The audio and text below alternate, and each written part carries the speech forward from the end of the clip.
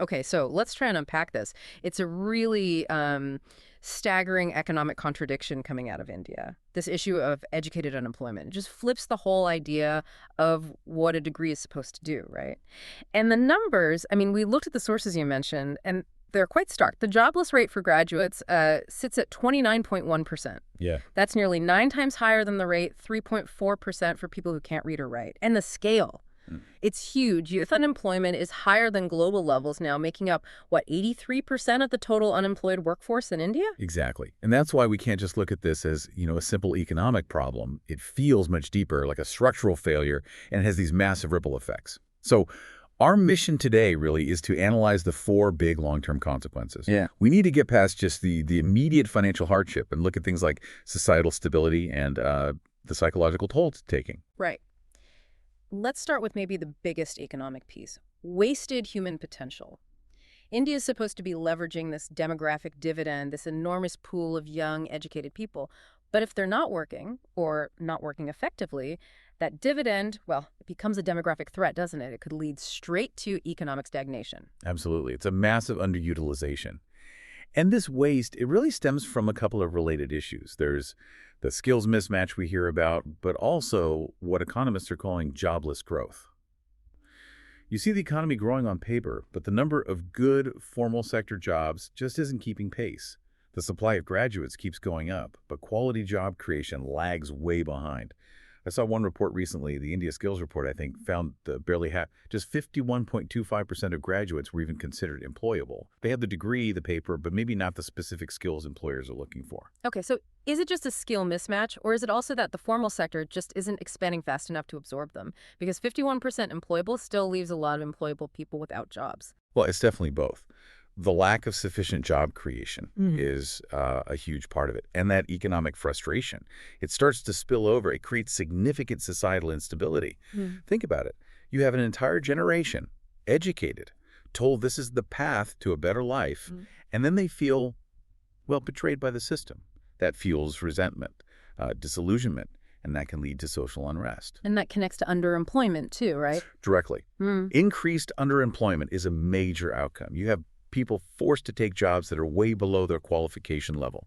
An engineer may be working in retail, like you said earlier. That leads to huge job dissatisfaction, obviously, but it also compounds the waste. The investment in their education isn't yielding the expected return, not for them, not for the economy. And you see that pressure in the intense focus on government jobs, don't you? Young people spending years, literal years, preparing for these competitive exams, essentially delaying entering the workforce because those stable government positions seem like the only safe bet. They're seen as the only pathway to stability for many, yeah. It's a rational response to a dysfunctional market, in a way. But we can't just talk economics and stability. There's a real human cost here. What about the psychological side? The mental distress. This feels different from just a typical downturn. Oh, absolutely. The psychological burden is immense and, frankly, often overlooked in policy discussions. We're talking widespread anxiety, depression, really damaging levels of low self-esteem among these young unemployed individuals.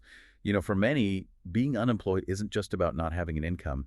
It's about failing to achieve those expected life milestones, independence, maybe starting a family. Yeah. When you've invested so much time and effort into education and it still doesn't lead anywhere, that personal sense of failure can be crushing. It adds to a kind of social fragility. Okay, so we've laid out these four major consequences: wasted potential, the societal instability, this rise in underemployment, and the very real mental distress.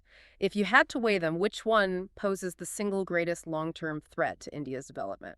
That is the crucial question, isn't it? It's tough because the instability and the mental health issues are so immediate, so painful right now. But if I'm thinking strictly long-term about the country's overall trajectory, I'd have to say it's the wasted human potential. Why that one specifically? Because the failure to really harness this huge youth demographic, while it's still young, is fundamentally irreversible. That demographic window doesn't stay open forever. If India can't create the jobs needed for this educated workforce now, that potential is lost, and the economic drag will compound over decades. This structural inability to generate enough quality jobs for the new labor force entering the market, that's the core fault line, I think. The other consequences, however serious, are symptoms of that deeper issue. And ultimately, you see how they all connect back, right? These structural problems, maybe low-quality higher education focusing on quantity over skills, and an economy that struggles with formal job creation, they directly feed into all these negative outcomes we've discussed. So, reflecting on all this, it brings up that warning from former RBI Governor Raghuram Rajan about how India's poor-schooling could hold back its economic future. It leaves you with a tough question, doesn't it?